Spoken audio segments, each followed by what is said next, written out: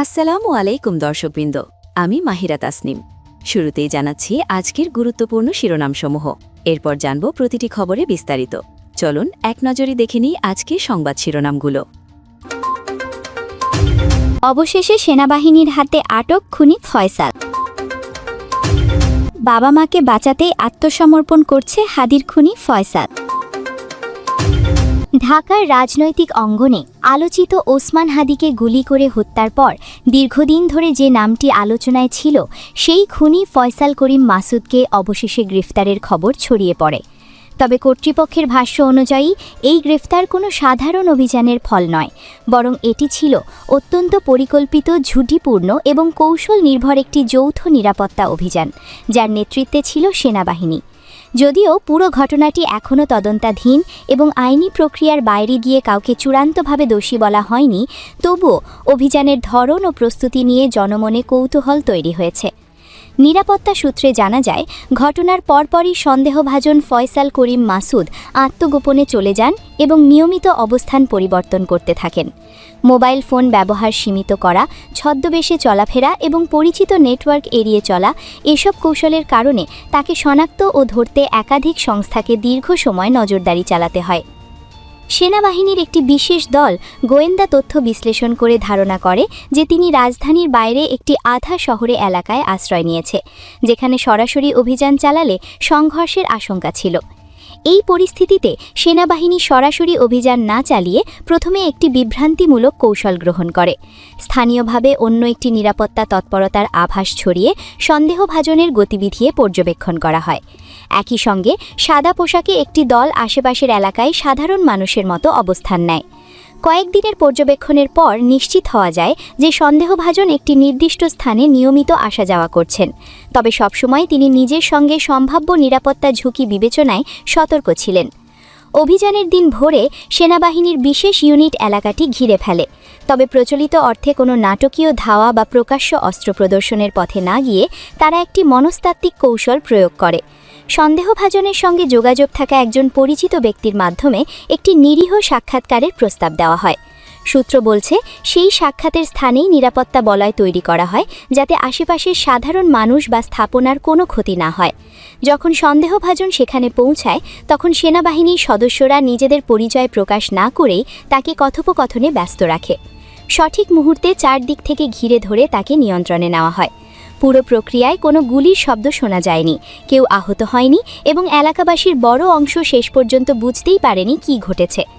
নিরাপত্তা বাহিনীর ভাষ্য অনুযায়ী এটি ছিল অভিযানের মূল লক্ষ্য, রক্তপাত এড়ানো এবং পরিস্থিতি নিয়ন্ত্রণে রাখা।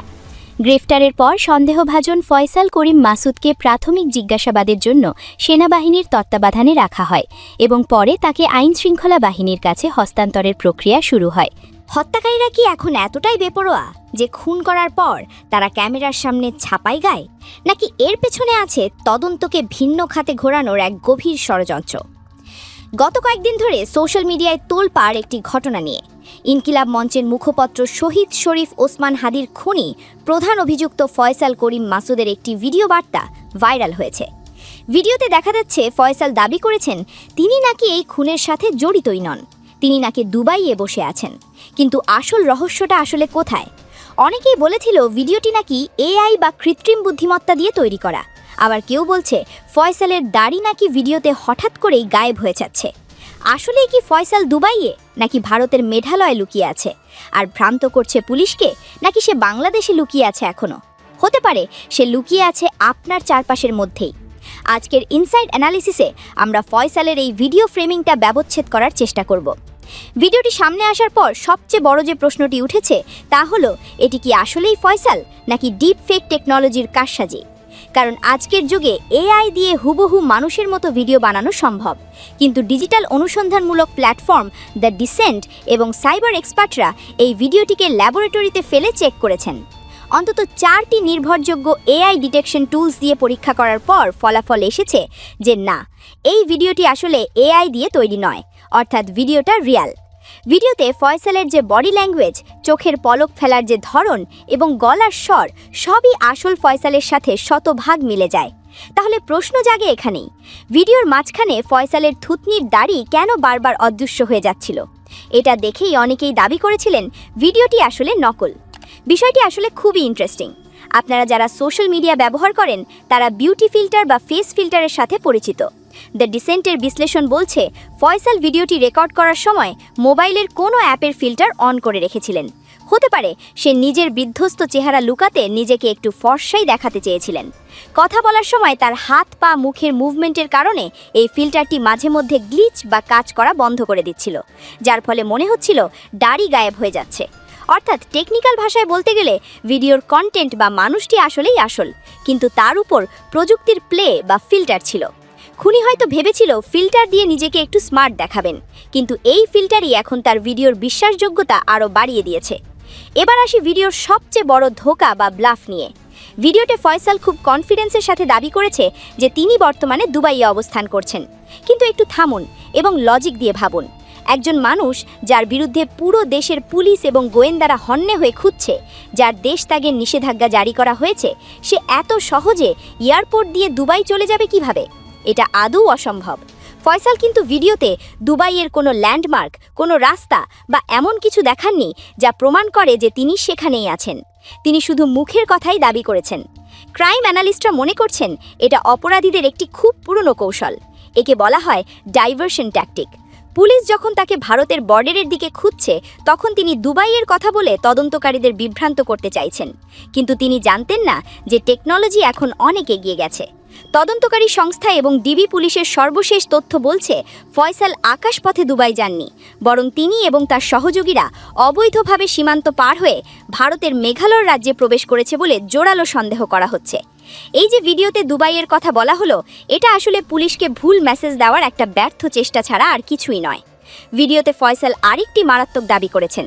তিনি বলেছেন হাদিকে হত্যার সময় যে মোটরসাইকেলটি ব্যবহার করা হয়েছিল, তিনি নাকি সেই বাইকে ছিলেনই না।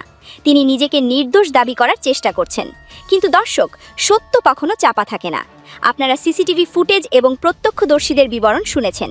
দ্য ডিসেন্টের ইনভেস্টিগেশন এবং পুলিশের তদন্ত রিপোর্ট দুটোই একই কথা বলছে। ঘটনার দিন পল্টন মডেল থানা বক্স কালবার্ট এলাকায় হাদির উপর যে বাইক থেকে গুলি করা হয়েছিল, সেই বাইকের পেছনের সিটে বসেছিলেন স্বয়ং ফয়সাল করিম মাসুদ, আর বাইকটি চালাচ্ছিলেন তার সহযোগী আলমগীর শেখ। খুনি যে নিজে এটি স্বীকার করবে না, এটি একটি খুবই স্বাভাবিক ধরনের কথা। পুলিশের তদন্তে এটি ক্রিস্টাল ক্লিয়ার যে ফয়সাল সেদিন শ্যুট করেছিলেন। তিনি শুধু মাস্টারমাইন্ডই নন, তিনি নিজেই এক্সিকিউশন করেছেন। আজ ভিডিওতে এসে তিনি যতই সাধু সাজার চেষ্টা করুন না কেন, টেকনোলজিক্যাল এভিডেন্স বা প্রমাণ তার বিপক্ষেই কথা বলছে। সবচেয়ে ঘৃণ্য যে কাজটি ফয়সাল এই ভিডিওতে করেছে তা হলো হাদির চরিত্র হনন চেষ্টা। তিনি দাবি করেছেন হাদি নাকি তাকে অর্থ ও খাদ্য মন্ত্রণালয়ের দুটি কাজ পাইয়ে দেওয়ার কথা বলে 5 লাখ টাকা ঘুষ ও গ্রিম নিয়েছিলেন। প্রিয় দর্শক, একবার ভাবুন, যেই মানুষটি মারা গেছেন, যিনি আর ফিরে এসে নিজের সাফাই গাইতে পারবেন না, তার বিরুদ্ধে এমন অভিযোগ তোলাটা কতটা কাপুরুষোচিত। অপরাধ বিজ্ঞানে এটাকে বলা হয় ভিকটিম ব্লেমিং। যখন খুনি কোনো যুক্তি খুঁজে পায় না, তখন সে ভিকটিম বা নিহতের চরিত্রে কালিমা লিপ্ত করার চেষ্টা করে, যাতে জনমনে বিভ্রান্তি সৃষ্টি হয়। কিন্তু হাদির যারা সহযোদ্ধা ছিলেন, যারা তাকে চিনতেন, তারা জানেন হাদি কেমন ছিলেন। হাদি ছিলেন অন্তর্বর্তীকালীন সময়ে সমতাবর ব্যক্তিদের অন্যায় ও দুর্নীতির বিরুদ্ধে সবচেয়ে সোচ্চার কণ্ঠস্বর। তার বিরুদ্ধে জীবদ্দশায় কখনো কোনো তদবির বাণিজ্য বা চাঁদাবাদির অভিযোগ ওঠেনি, বরং তিনি অন্যায়ের প্রতিবাদ করতে গিয়ে নিজেই টার্গেটের শিকার হয়েছেন। দ্য ডিসেন্ট তাদের ফ্যাক্ট চেকে পরিষ্কার করে বলেছেন হাদির বিরুদ্ধে তদবির বাণিজ্যের কোনো প্রমাণ নেই এবং ফয়সালের এই দাবি পুরোপুরি ভিত্তিহীন। ফয়সাল ভেবেছিল এই গল্প বেঁধে তিনি হয়তো জনগণের সহানুভূতি পাবেন, কিন্তু তিনি ভুলে গেছেন মিথ্যা দিয়ে হত্যা ঢাকা যায় না। তবে দর্শক, ফয়সালের এই ভিডিওর বাইরেও ঘটনার আরও অনেক গভীরে যাওয়ার আছে। আপনারা কি জানেন এই হত্যাকাণ্ডে ফয়সাল আসলে একা নন? তার পুরো পরিবার, তার বাবা মা, স্ত্রী, এমনকি শালকও জড়িত।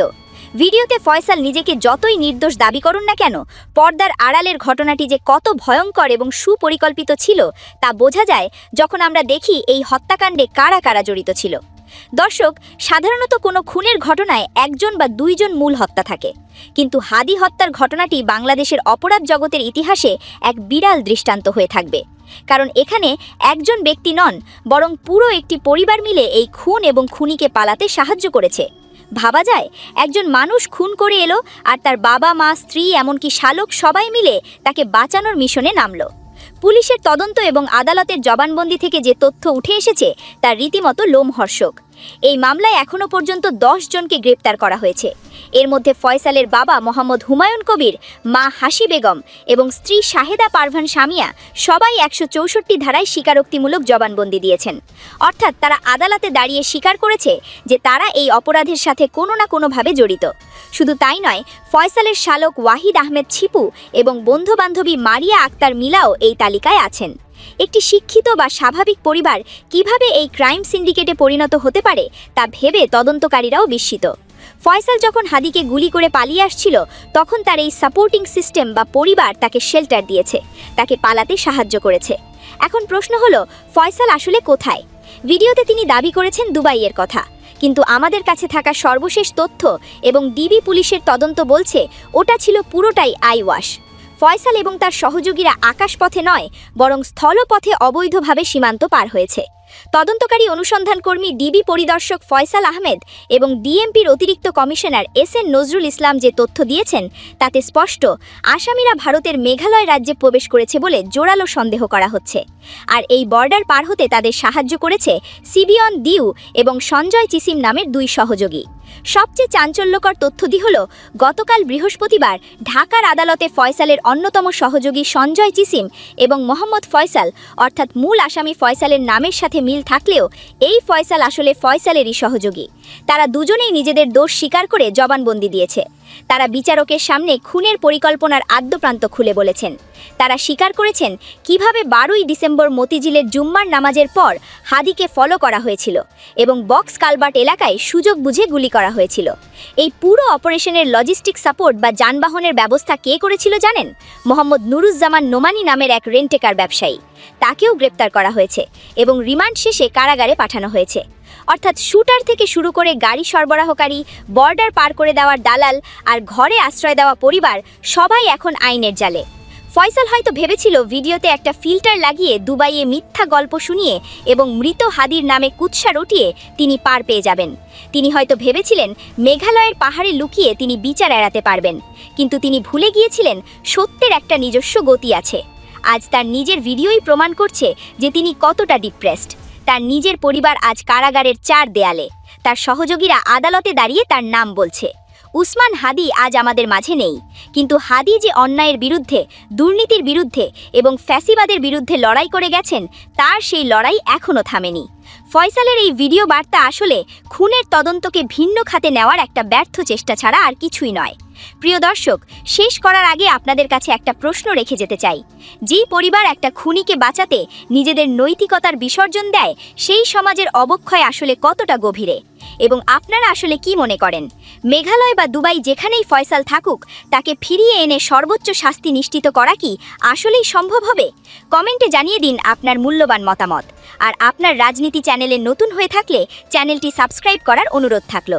দেখা হচ্ছে পরবর্তী কোনো পর্বে। এই ছিল এই মুহূর্তের গুরুত্বপূর্ণ খবর।